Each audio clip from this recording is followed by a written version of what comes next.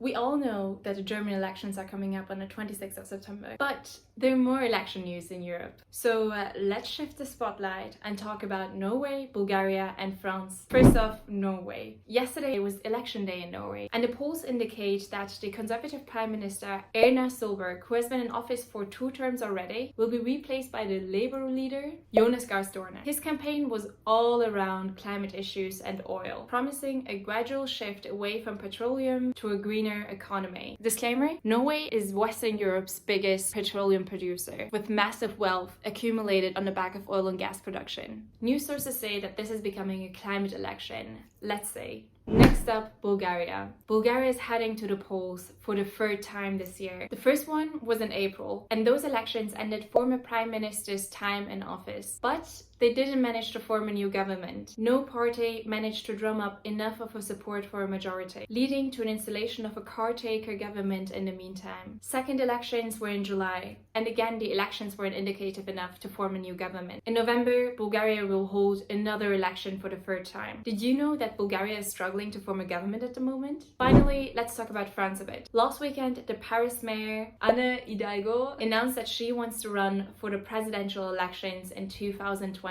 So she, 64 years old, is a Spanish-French politician from the Socialist Party, who has led the French capital since 2014. She's the first female mayor in Paris and is known for her campaign to reduce the number of cars in Paris, increase bike lanes, and just in general make the city greener. In her presidency announcement, she promised to build a fairer France. And what she means with that is that she wants to give all French children the same opportunities for schooling. She is an immigrant and arrived to France from Spain when she was 2 years old together with her Spanish parents, fleeing Franco's dictatorship. She said that she owes her freedom to school. Interesting. She might become the first female president of France.